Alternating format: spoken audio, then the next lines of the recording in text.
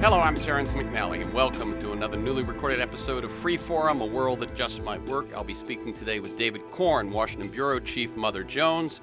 His latest book is Russian Roulette, the inside story of Putin's war on America and the election of Donald Trump. You can learn more at motherjones.com and follow David on Twitter at DavidCornDC. David, C-O-R-N-D-C. Let me introduce this by saying I've been doing these conversations since the mid-90s when I took a hiatus in 2014, but since Trump's Electoral College victory, I've been doing a new interview every other week to deal with its causes, repercussions, and our response. This is the 39th such interview.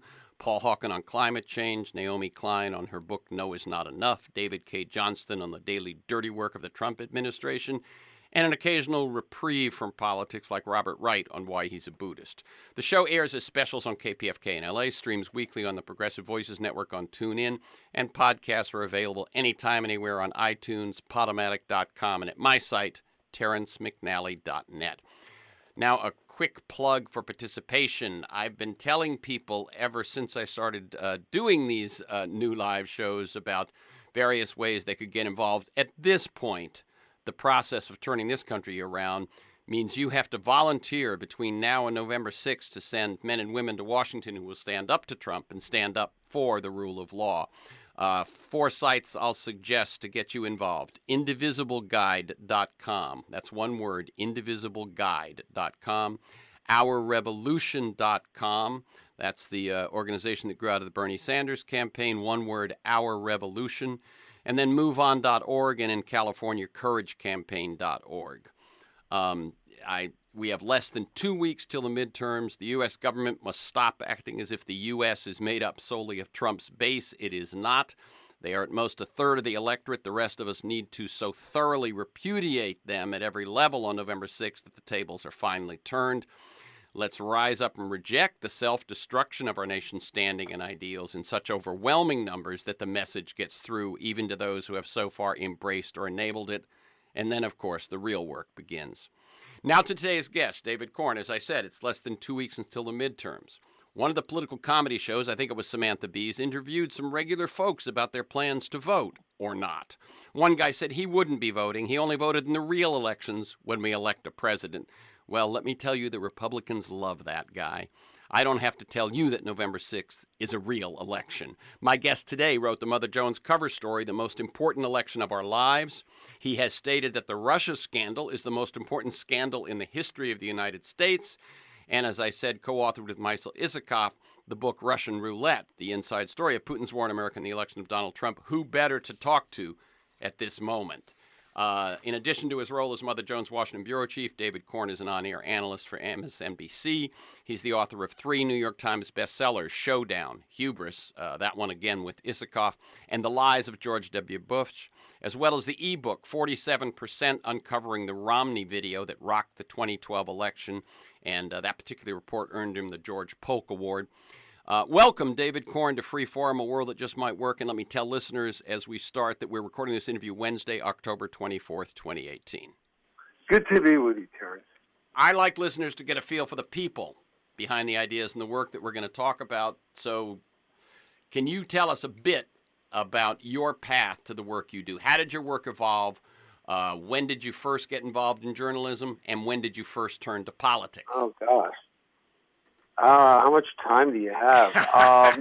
I was a Watergate baby. I was very young when Watergate was happening, and I quickly became a fan of the Washington Post duo, Bob Woodward and Carl Bernstein, and the work they were doing, which seemed to be, functioning as a check for accountability and truth against a political system that was having a hard time providing that. And from that point on, I kind of wanted to be a journalist. I thought it was neat because it lets you go anywhere and knock on someone's door, pick up the phone, call them, now email them, and ask questions. And you could be a curious busybody and get paid for that, and have a reason to do it, and hopefully to do it in order to reveal truth and information that will lead to better outcomes in society in terms of politics and other policy matters. So I entered the world of journalism when I was in high school, for my high school paper. I did it throughout college. I did it even before leaving college. And I've been doing it ever since. I worked for The Nation magazine for 20 years or so as a Washington correspondent. Then about 10 years ago, I shifted over to Mother Jones.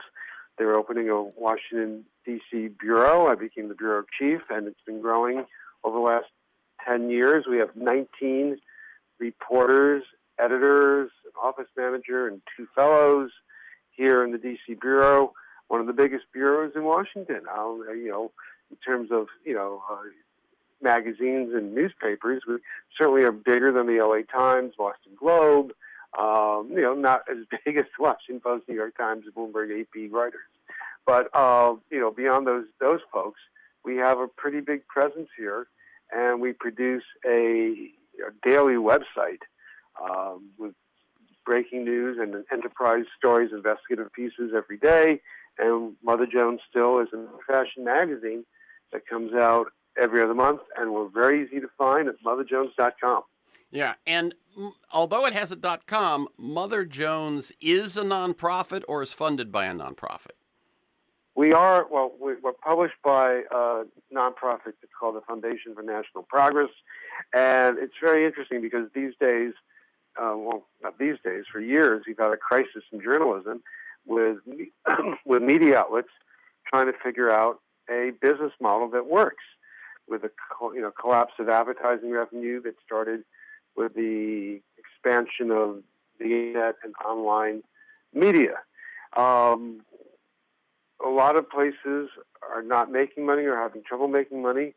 It may just be in the world we live in at the moment that good, honest, digging journalism on serious matters is something akin to a museum, a ballet, a philharmonic orchestra. None of these things would exist without donations. They can't exist on a for-profit model. So we are a nonprofit, which means we get about half our revenue from advertising and subscriptions, email rentals, but we also get half of our money from donations. Much of that comes from our subscribers who donate above and beyond the cost of subscriptions, and some foundations and some big folks. But it's all very diverse. There's no one major backer behind Mother Jones, or even 2 or 3. And that's a great model for independent investigative journalism, because we really have nobody who can tell us what to do except ourselves. Yeah, exactly. And we, follow our own mission. Yeah, I wanted to get that in there because although people probably are feeling right now very tapped out by political donations, Mother Jones, which breaks stories, which, as you say, has one of the biggest bureaus in D.C., is a nonprofit and can use your support. I'm glad you're saying that. Yeah, I know. And I'm saying it during a fund drive at KPFK, also a nonprofit. Even you admit that we hear it almost every time. This is the most important election of our lives. First of all, I'm going to ask you 2 questions. Some of these recent elections have had some serious consequences, so they were not just blowing smoke when people said that. And then, so I want you to tell some of the just direct consequences of some recent elections, and then what's different this time. Well, all elections have consequences, right? Ronald Reagan got elected in 1980, and he gave us a gigantic tax cut, mainly for the wealthy, deregulated, sounds familiar, right, in terms of environmental safeguards, and really kind of try to shrink the social safety network, and had some real impacts there. George W. Bush won a very close election, a contested election, in which he did not get a majority of the popular vote. Al Gore, of course, did, and it took the Supreme Court to get George W. Bush into the White House. And he launched a war that had tremendous consequences. Several thousand Americans were killed, tens of thousands were injured and maimed, and hundreds of thousands of Iraqi civilians, not combatants, lost their lives because of the war. And we that the war gave us ISIS and gave us a lot of the problems we still have today. So these elections obviously are highly, highly consequential, but midterm elections can be consequential as well. In 1994, 2 years after Bill Clinton won the presidency, with a somewhat progressive platform, Newt Gingrich and the Republicans won the midterm elections and took control of the House for the first time in, I don't know, about 40 years or so, whatever it was. And they really thwarted all the progressive elements of what had been Clinton's agenda. And he was able to pass things that were more conservative, like a crime bill and welfare reform, but completely failed on his goal of doing more in terms of healthcare issues. So we, come up to 2016, and obviously it's hard to think of a more consequential, brazen, blatant, bizarre choice between Donald Trump and Hillary Clinton. But, and we've seen consequences amazingly, more so than the Reagan election in terms of a tax cut that blows up the deficit and only and favors the wealthy by tremendous margins. What he's doing, on the courts, and not just the Supreme Court, shoving lots of conservative justices onto the federal court at the district level and the appellate level. We've seen him pull out a climate change treaty, or try to. That's going to take a little while. It's not done yet. And now he's starting to pull out of an important arms control treaty, nuclear missiles, and Russia. So, tremendous consequences, and we see this tremendous coarsening of the political discourse, which really is coming from Trump himself. But beyond that, and why I wrote a piece of Mother Jones, and I said this somewhat cheekily, although I think you can say, you can make the case that this is the most important election in our lifetime, is that Trump has behaved in a way that is not normal. He has, as I just said a moment ago, coarsened the political discourse, but he has attacked the media, and as we're talking, there is a bomb threat at CNN. Mm-hmm. He has violated all sorts of norms, chanting, encouraging the chants of lock her up, regarding Hillary Clinton, which is a banana republic type of thing to do. He has shown no loyalty at all, even marginally so, to truth and accuracy. The fact checker, the Washington Post, Glenn Kessler, 18 months into Trump's presidency a few weeks ago, noted that he had chronicled 5,001 false statements or lies from Trump. I wrote a book in the early 2000s called The Lies of George W. Bush, when I thought George W. Bush was pushing the envelope, but he was a piker compared to Trump. Yep. And and then we have all these corruption issues. Trump making money in his properties off Saudi customers, the Trump Hotel, the issue with the monuments, the issue with Jared Kushner and Ivanka Trump, and nepotism and maybe kleptocracy. Of course, my big issue, the Russian scandal. It's quite clear to me that Trump colluded with Moscow in at least this way during the 2016 campaign and afterwards. He has helped Putin cover up what Putin did. Putin keeps denying he did it, and in 2016 and even in recent months, Trump amplifies and echoes Putin's own denials. So he is, in a way, helping and boosting the Kremlin cover-up, let alone whether there was any true conspiracy between the Trump team and the Kremlin as they were attacking a U.S. election in 2016. And certainly Trump has taken no steps and has not, I shouldn't say taken no steps, has not prioritized the idea of safeguarding our elections from Russian intervention this year or intervention from other parties.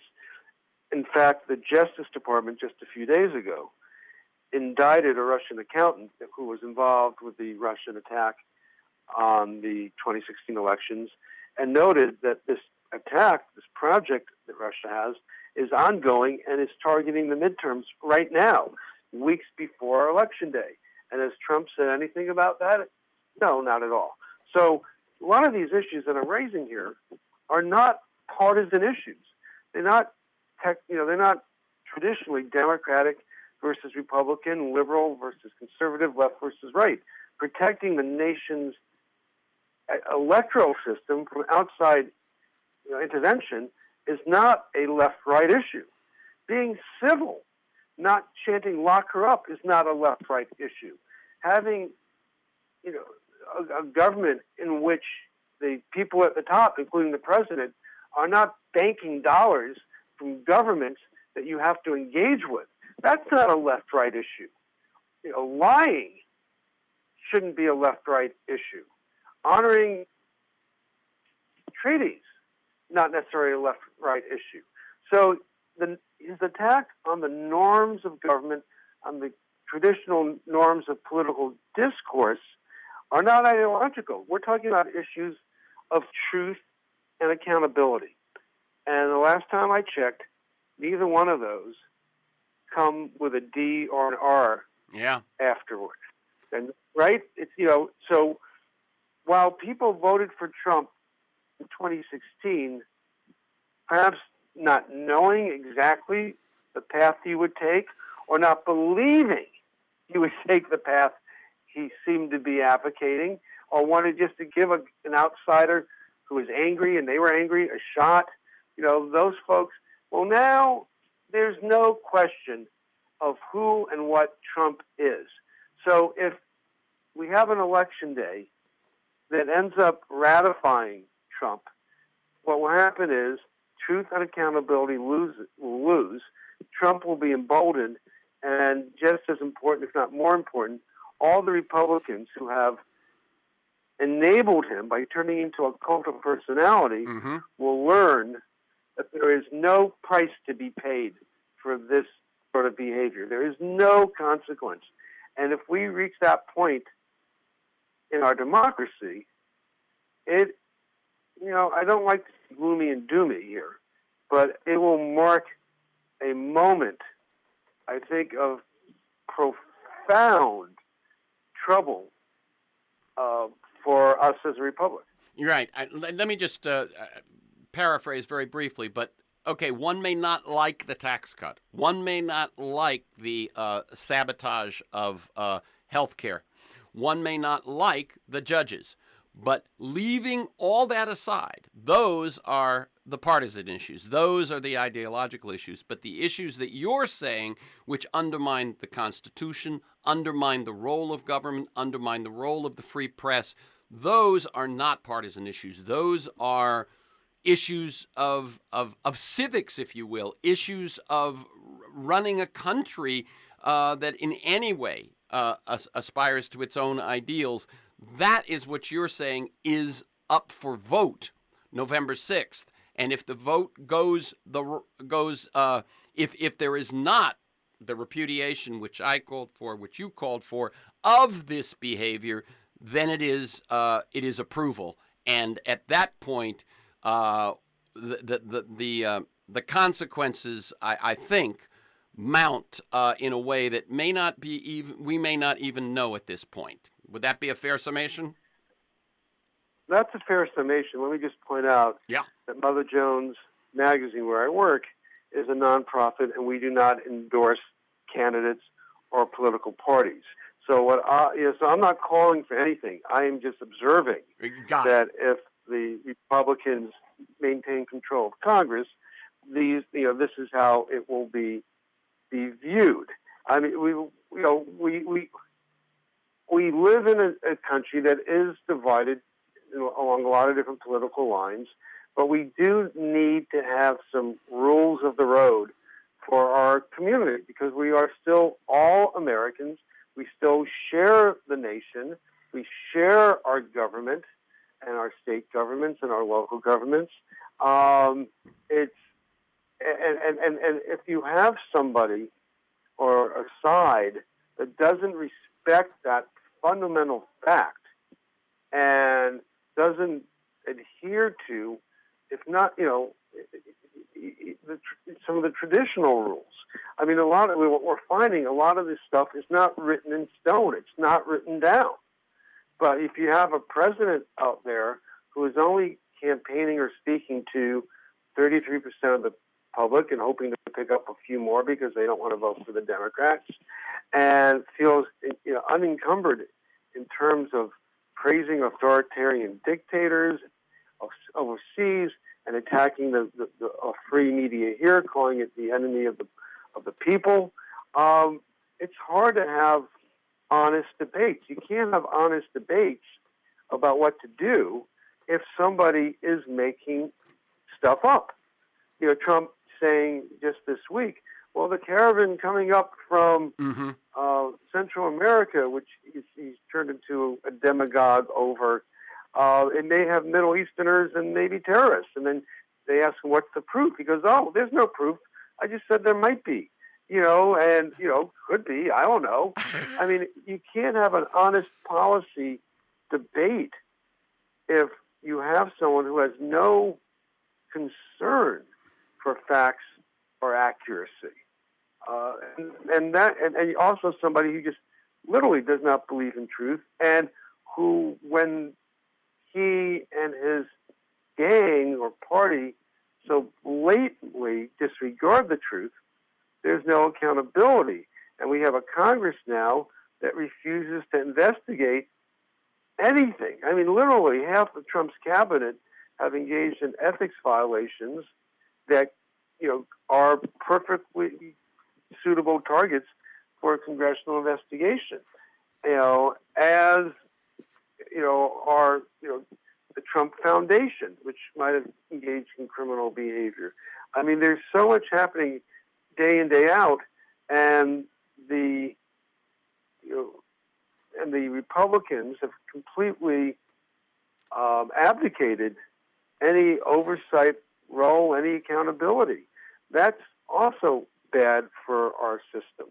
David, for anyone who hasn't heard about it, tell us about the list circulating within Republican circles in Washington that listed, to jump off of one of the points you made, that listed the possible probes Democrats might launch if they became the majority in the House.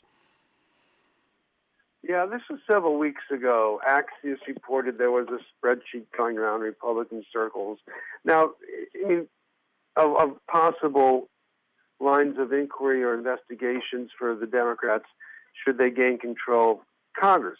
If they gain control of the House of Representatives, that is, they gain control of committees, and if you control the committees, you can launch probes and investigations.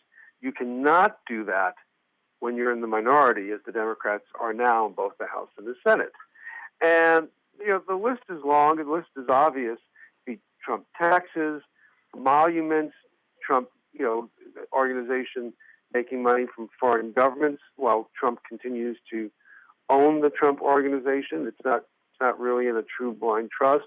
You have security clearance issues with Jared Kushner. You have business, you have an intersection of business interests and what he's doing in the White House as well.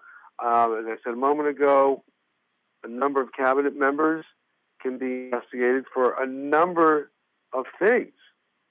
So it's, the Democrats, should they gain control of the House, are going to have to be wise in choosing which things to investigate, because literally, I think you could come up with at least 24 possible legitimate targets of investigation, and proceeding with all of them may lead to even too much chaos for the system to bear. So if the Democrats take over only the House, we can expect investigations, we can expect that sort of thing. If they were to win the Senate, which is a much longer shot, and one of the reasons for listeners is that every House seat is open every 2 years, but the Senate is staggered, and it just happens that the Democratic Party was, if you will, defending more seats in the Senate than the Republicans. That is to say, more seats held by Democrats were up for election this particular term. But if they were to win the Senate, what might that open up the opportunity for? Well, again, the Senate committees could proceed with investigations too. You could even maybe divvy them up between the House and the Senate. And one thing I would note is that the House Republicans essentially shut down the Trump-Russia investigation. That would be, I think, on the top of the list to reopen. I know that Congressman Adam Schiff, the ranking member of the House Intelligence Committee, that is the top Democrat on the committee at the moment, would most likely become chairman if the Democrats win. And he has a lot of lines of inquiry that he would like to revive if he becomes chairman of the committee. But if you gain control of the Senate, then you can, the Democrats will be in a position, of course, to block the confirmation of judges, Supreme Court justice nominees, should there be any, and other appointees. And you would have a situation where the Senate and the House could pass legislation, if the Democrats, say on health care, protecting pre-existing conditions, maybe climate change, maybe a middle-class tax cut that actually is a middle-class tax cut, and raising rates on Republicans. Excuse me, that was a Freudian slip. Raising rates on the wealthy, and Trump would probably veto a lot of this stuff, but it would set up the 2020 election if Trump is running for re-election, and he has just spent 2 years vetoing tax cuts for working Americans, workplace safety rules, health care protections, whatever the Democrats want to try to pass. If they control both houses, they can come up with legislation, pass it, and send it to Trump. And that would put him in a box. And of course, they would be loath and disinclined to pass measures that that he sent them. Right. And they would know that be, as they would if the House becomes democratically controlled, a tremendous amount of gridlock in Washington about budget matters and spending bills, things that have to pass to keep government working. Okay. This is Freeform, a world that just might work. I'm Terrence McNally. I'm speaking with David Corn, Washington Bureau Chief Mother Jones. His latest book, written with Michael Isikoff, is Russian Roulette, the inside story of Putin's war on America and the election of Donald Trump. You can learn more at motherjones.com, and you can follow David on Twitter at DavidCornDC. David, and then Corn is C-O-R-N, David Corn, D.C. Let's turn to Russia. First question, do we have any idea when to expect Mueller's findings? And let's make clear to listeners that there is no requirement that the Mueller investigation produce an official report or that the American citizenry ever see one. That's an important thing to keep in mind, because a lot of people talk about when are we going to get the Mueller report.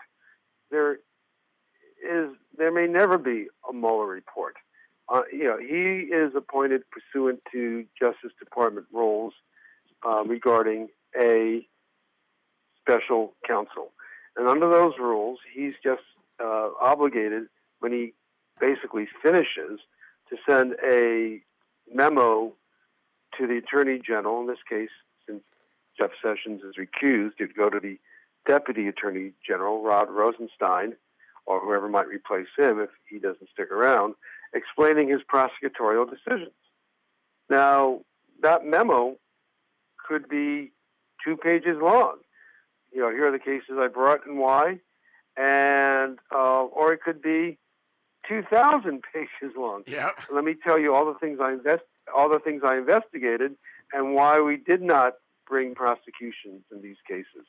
Now, that report doesn't have to be public.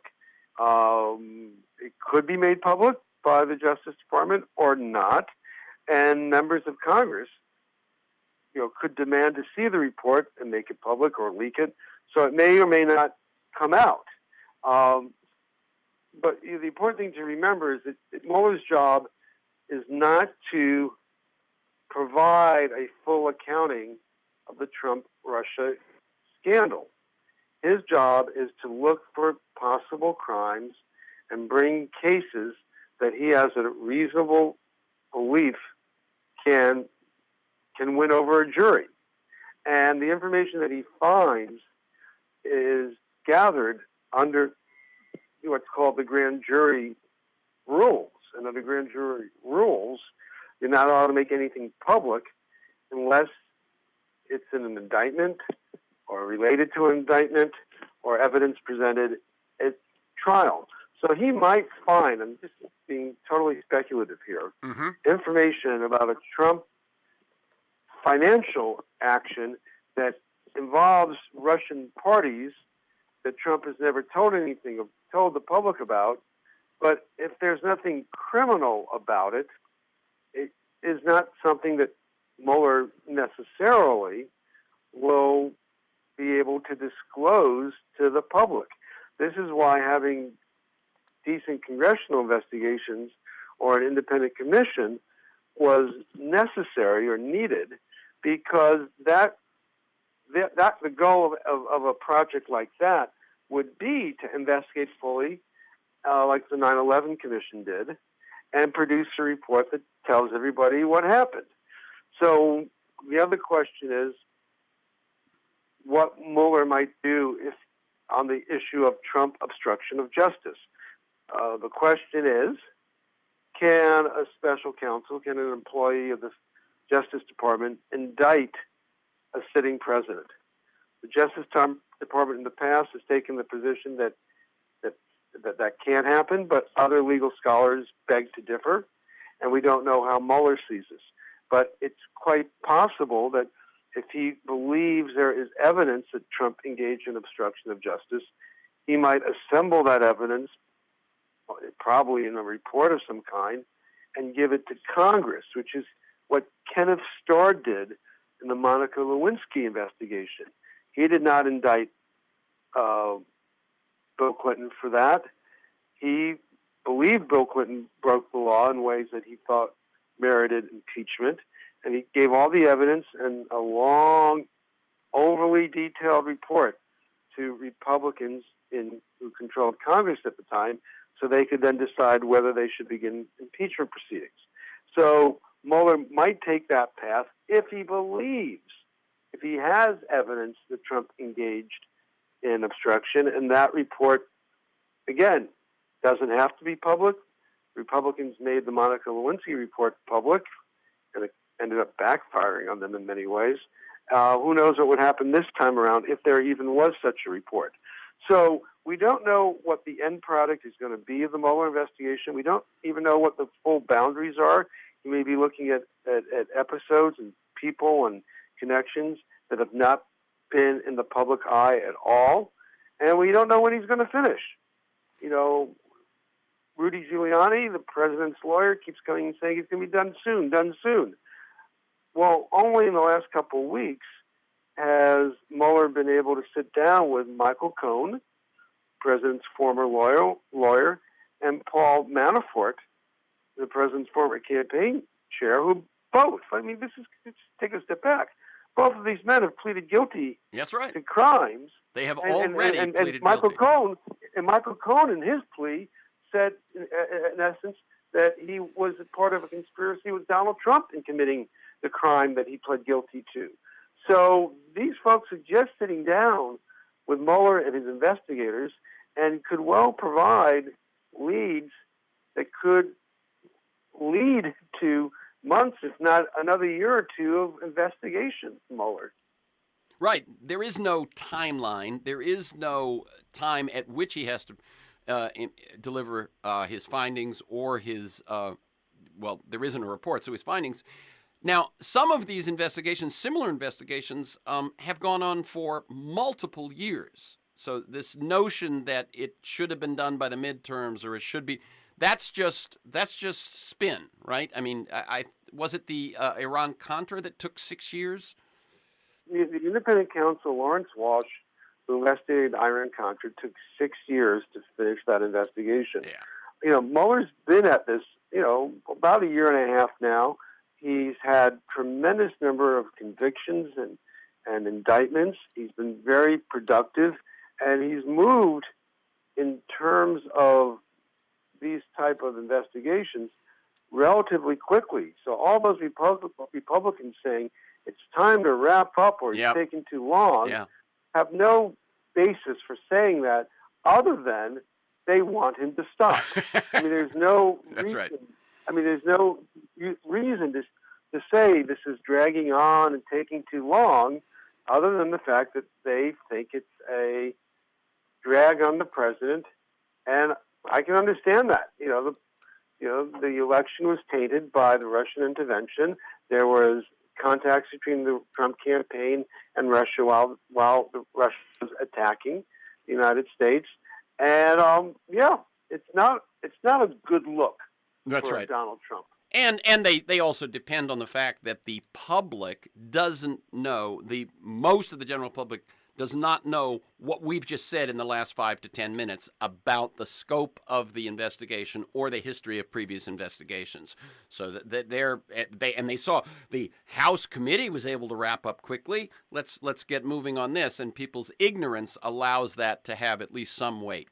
Now, I want to emphasize at this point, David, your critical point, which I think you raise in the book, you raise in talking about the book, and in most of your discussions, which is that even if there was no coordinated collusion prior to the election, and even if there is no criminal action up to that point by the Trump campaign, the behavior of Trump and his people once the investigation became, once the Moscow's actions became public, that rises, in your sense, to the level of negligence of duty, not upholding the Constitution, etc. Very serious things. The fact that Trump and his people promoted Moscow's claims of innocence even after, I'm quoting you here, U.S. intelligence officials briefed him in mid-summer 2016 that Russia was waging cyber and information warfare against the United States and its election. Even after being briefed and knowing that was the truth, he went into rallies and in debates claiming, as he still does, that Moscow was innocent. I mean, this is a key point. Most listeners will have heard of the Trump Tower meeting, which happened on June 9th, 2016. That was a meeting between Donald Trump Jr., Jared Kushner, and Paul Manafort, then the campaign chairman. These are the three top people in the Trump campaign universe at that point in time, and two of the three are family members who are Trump's key advisors. They are meeting with a Russian emissary who they are told is bringing them dirt on Hillary Clinton. Now, the real key thing here is that the emails that set up this meeting said that this transmission of dirt was part of a Kremlin project to secretly help Trump. So they're being told the Kremlin wants to help Trump secretly. And they say, sure, Donald Trump's words, precise words are, if this is what it seems to be, I love it. I love it. And that's Donald Trump. That's Donald Trump Jr., right? Jr., excuse me. Yeah. So they agree at that point in time to conspire with a Russian conspiracy. This in itself is collusion. They say that nothing came out of this meeting. Well, okay, attempted collusion, but it is collusion. But also what it does is it sent a signal to Moscow that the Trump campaign was okay with this. They didn't say, no, we're going to blow the whistle on you and tell the FBI that you're up to no good and trying to intervene in the election. They did none of that. They said to the Russians, we love it. Whatever you're doing to help us, we love it. So right then and then, you're basically giving them the green light, okay, even if you're not coming up with a joint plan. So if it's true that nothing comes out of this meeting, that's not the end of it. 5 days after this meeting, the National Committee reveals that it's been hacked, emails stolen, documents pilfered, and that Russian hackers are the perps here, according to cyber experts. And the first thing that the Trump campaign says in response, the day after the next day, is this is a hoax. The DNC is making this all up. Wait a second. The Trump campaign, Trump Jr., Kushner, and Manafort, more than anybody else in the universe, any other American at least, had reason to believe that Russia was trying to interfere with the election. And if they were caught breaking into the DNC, well, maybe that was connected to what they had told the Trump campaign. But instead of saying anything along those lines, they accused the DNC of making this up. And then in July, the next month, 2016, when WikiLeaks releases 22,000 emails and documents stolen by the Russians, and it's all over the media that the Russians are the key suspects, Manafort and Trump Jr. go on TV and say there's nothing to this. The Clinton campaign is making it up. How dare they suggest Russia is getting involved in helping our campaign? Again, they knew that the Russians wanted to do this. Then you have incidents like that throughout the campaign. You have Trump being briefed, as you know, by U.S. intelligence in mid-August and being told the Russians are doing this. And he comes out for the next 6 weeks or 10 weeks through the course of the election and says, there's no reason to believe it's the Russians. It could be a 400-pound guy in a basement. Yep. So what was Putin saying at the time? Putin was saying, it's not us. We're not doing this. And so Trump was amplifying, echoing Russian propaganda. And the metaphor that I've used a lot here for analogy is imagine a guy on a street corner in front of a bank. The bank's being robbed. He's told the bank is being robbed. He can look around and see guys with masks and guns inside the bank. But when people walk by and say, what's up? He goes, nothing. There's no bank robbery here. Move along. Now, that guy is helping the bank robbers pull off the job, even if he wasn't part of the original caper. And in this case, the case of the Russian intervention, the bad guys, the evildoers, the wrongdoers, are engaged in this activity to help Trump.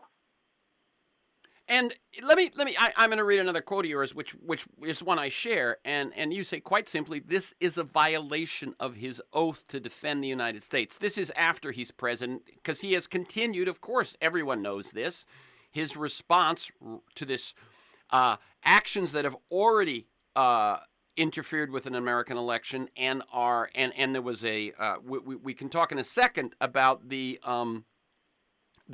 Eastern District of Virginia criminal complaint accusing a Russian national of conspiring to interfere in the U.S. political system in the upcoming midterms 2 weeks from now, and so this the patriotic or even the constitutional action of a president when the U.S. is cyber attacked like this would be to defend the United States, and he views it simply as an attack on himself and his administration, and so consistently, despite his knowledge, says that this is not happening. This is a hoax, a witch hunt.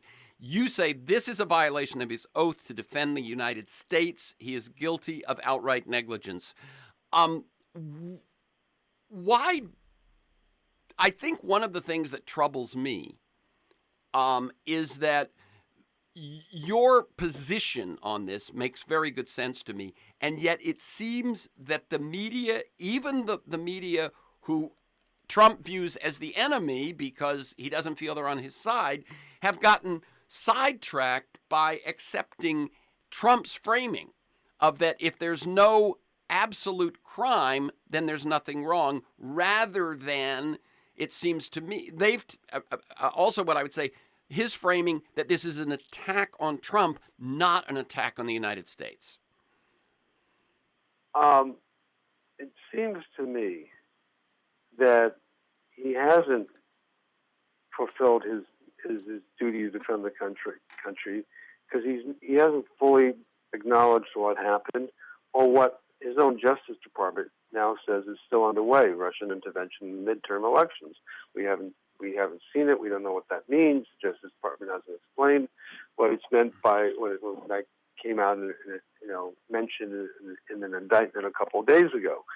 And the framing of this was that Trump just kept saying there's no collusion, and he defined collusion as basically him sitting down with Russians and plotting out which DNC emails to take and when to release them. Right. I mean, he did call on the Russians during the campaign to hack Hillary Clinton's email and do whatever they could. But his definition of collusion is not the only definition of collusion. And collusion is not even a real. It's not a criminal matter. It's either conspiracy or not. Right. It's not. Collusion is not a legal term. It can be whatever you want it to be.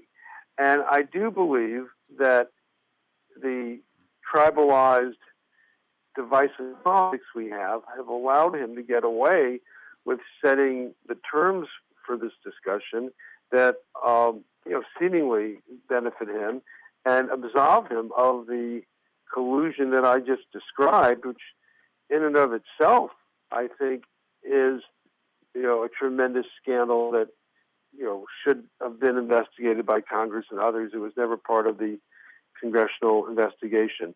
How he echoed and amplified Russian propaganda to protect the Russian, to basically help the Russians camouflage their attack on the United States. I sometimes, Terrence, feel a little bit like the crazy guy on the soapbox. Yep.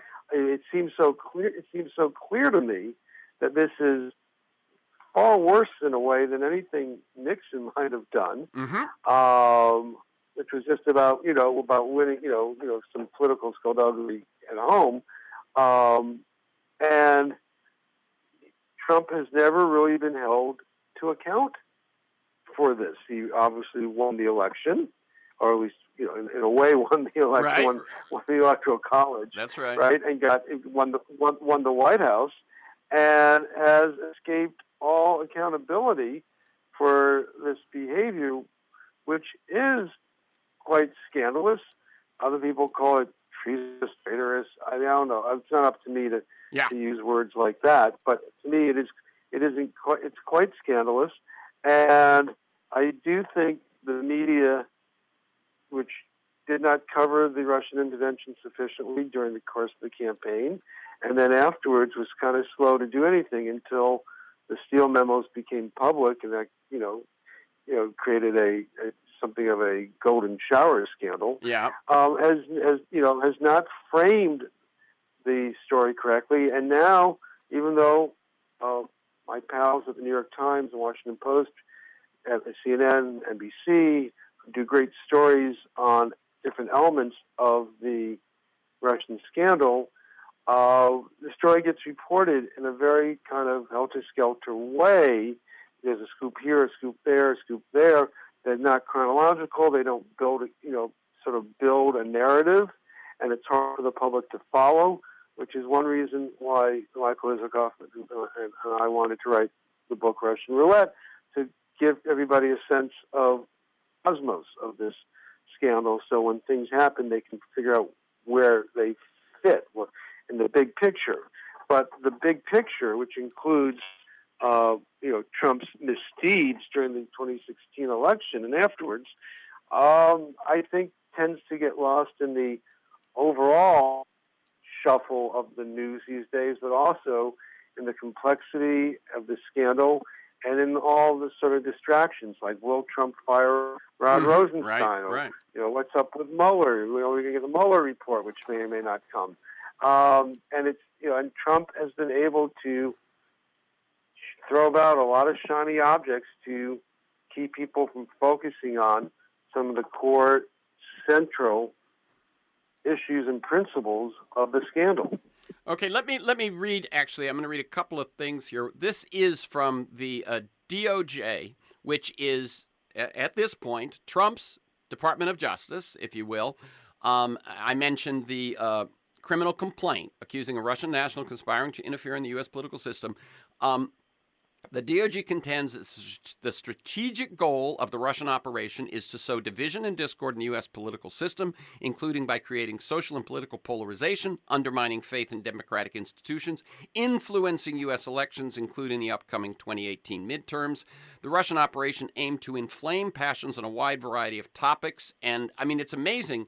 I read this and I thought, this is exactly what's going on in society. The fact that the Russians have a role in inflaming it is amazing. Immigration, gun control, Second Amendment, Confederate flag, race relations, LGBT issues, the Women's March, the NFL national anthem debate, all these things this is in the Department of Justice complaint claiming this is what the Russian operation is aiming to do. And I share your both frustration and incredulity that this is not this attack on the United States, and they have also there is the intelligence has revealed that they have penetrated state election systems, and that they have I guess they've I'm not sure how far they got on the grid, but that they have they have intention at least, or explored the possibility of interfering the grid. That this isn't what people focus on, but that they focus on somehow it's all about getting Trump. And it strikes me that this is, just dereliction of the media's duty. And I understand when you say it's understandable, because news focuses on today's news, today's story, today's scoop. That's what seems to be what gets people, rather than the deeper question of what's happening between Russia and the United States. Well, yeah, I think that's always the case, and we've seen good coverage of some of the cyber vulnerabilities of the United States, but it's not something that Trump seems to want to talk about. And if you don't have the leaders of the country, that includes people in Congress too, making an issue out of something quite regularly, it does get lost. I mean, a lot of Americans, it's understandable that their top concerns are about health care, education for their family, the wages they're bringing in, things like that. And to get people to sort of care about the security of elections, or matters like voter suppression, which is related to this, Yeah. issues of gerrymandering, just issues of democratic integrity, what some people might call process issues, has always been a bit difficult. And I think that's where you need leadership who, people, candidates, elected officials, others, influential folks who can make the connection between protecting the election system, keeping it free of outside intervention, and keeping it free of corruption, be it from the outside or be it from an overflow of special interest money. That you need that in order to get the best outcomes, the best policy outcomes to help you at home. You said kitchen table issues, which is what a lot of people are concerned with, cannot be fully addressed if the house burns down. And by that you mean if the whole political process and the government is undermined, those kitchen table issues are not going to be dealt with as they should be. They will not be dealt fairly and with the right deliberation. If you have Congress that's awash with special interest money, the special interest will be the priority, and people who need help or with education or need protection with pre-existing conditions are not going to be at the top of anyone's to-do list. And if you have a system in which the election is being, I don't want to say rigged, but influenced by outside parties, Yep. once again, you're not going to have a majority will manifested in the election results.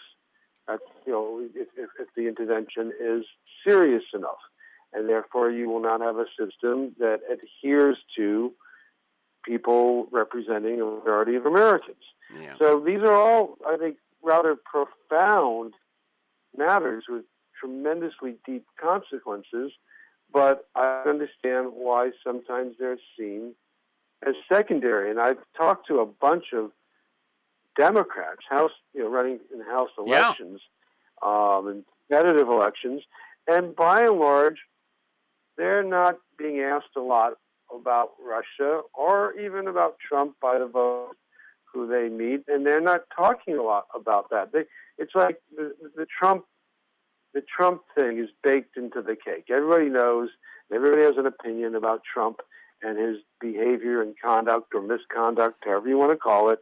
And so they're not running around and saying, you must vote for me to beat back Trump. Mm-hmm. But I think, at least in the Democratic message at the local level, I think it's just inherent. It's obvious. Yeah. If people are motivated to vote, they're motivated to vote because they see what's happening in Trump's America.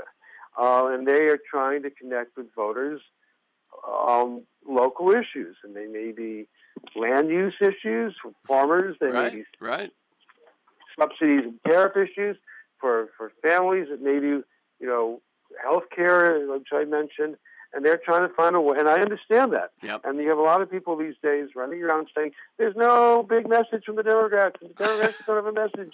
They suck. And I go, well, whether or not they suck, the Democrats for a midterm election don't necessarily need an overarching message. You need credible and competent candidates who are able to figure out how to win their seats the best way possible given the local demands.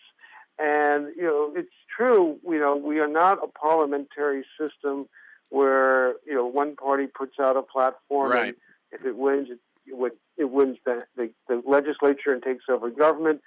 We are a much different system where, particularly in the midterm elections, the results are an amalgamation of a lot of different local elections. When I say different, they can be very different depending where they take place and who the candidates are. And that's frustrating for people who often have a national perspective. I work for a national magazine. You have a show that goes national. We watch cable news, which has a national perspective. And there's nothing wrong with all that. But a lot of what happens politically in this country happens outside of that national context. Okay, we've got to bring it to a close, David. Thank you so much. So again, you can learn more at motherjones.com. You can follow David on Twitter at David Corn DC. David Corn Corn, David Corn DC. His latest book is Russian Roulette. For this conversation and many other interviews, articles, and to join me in pursuit of a world that just might work, go to TerrenceMcNally.net, TerrenceMcNally.net, or aworldthatjustmightwork.com to the same website. You can receive a weekly email announcement telling you who's going to be on, what we're going to talk about, plus 7 or 8 articles of relevance for that week.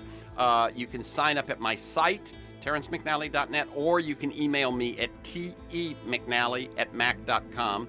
You can also subscribe and listen to the Freeform podcast on iTunes.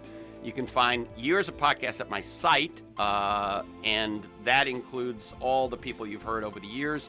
Robert Reich, Naomi Klein, Michael Lewis, Jeremy Scahill, Connie Rice, Van Jones, etc. Thanks to Mark Maxwell in production, George Vasilopoulos at Progressive Voices, and most of all you, my listeners. Please share this podcast widely. Thank you, David Korn. Keep up the good work. Thank you.